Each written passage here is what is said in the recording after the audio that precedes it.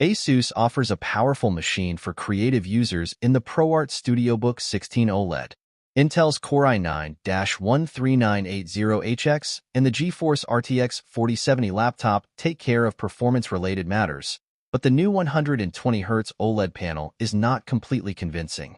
Asus is primarily targeting creative users with the ProArt Studiobook 16 and offers an additional input feature in the dial pad. The current Studiobook 16 OLED 2023 uses Intel's fastest mobile processor, the Core i9-13980HX, in combination with the new GeForce RTX 4070 laptop.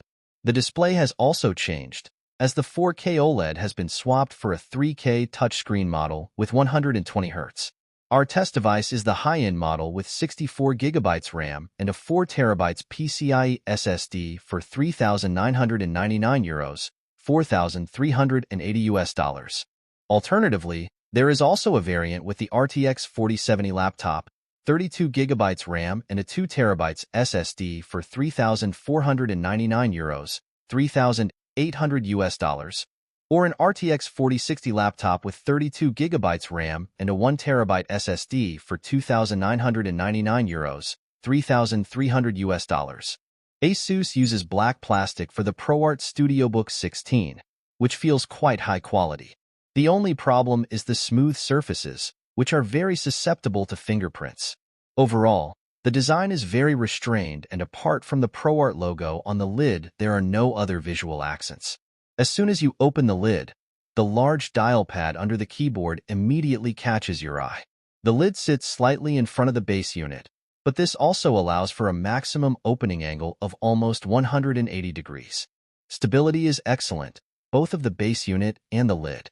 No creaking noises are emitted under torsional stress, and nothing can be dented either. The hinges are well adjusted. They effectively prevent teetering and keep the screen securely in place. Only at very small angles, less than 20 degrees, does the lid fall shut on its own due to the weight. At just under 2.5 kilograms, the Studiobook is not lightweight and, due to its size, not particularly portable either. The notebook still fits into large backpacks, but naturally takes up a lot of space as a 16-incher. It is also the largest 16-incher in the comparison group and not much smaller than 17-inch devices either. The laptop is also quite thick at around 2.5 centimeters and is only surpassed by the Zephyrus Duo with its second screen. For the 240-watt power supply, you'll have to factor in an additional 740 grams for transport. The ports are distributed over the front areas of both sides and the rear. Most of the USB ports are on the front right, which can get crowded when fully occupied. On the other hand, Asus has placed the power jack, the Ethernet port, and the HDMI output on the back, where they do not get in the way. On the left side is the full-fledged SD card reader, which only achieves average transfer rates via our reference card, Angelbird AV Pro V60. Much more is possible here, as the competition shows. The 1080p webcam takes decent pictures in good lighting conditions, but they are also somewhat distorted. An IR module is also installed, which supports facial recognition via Windows Hello. Our test device was shipped with the Asus Pen 2.0 as well as the wireless ProArt Mouse MD300, which has an RRP of $180. Like the laptop itself, the mouse has a small dial pad installed on the side.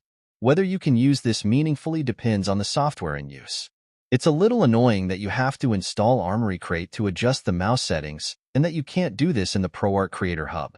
In testing, the mouse worked perfectly and the clicks were very precise, but also loud. The silent buttons of Logitech mice, for example, are much quieter. Please subscribe to my channel for more videos.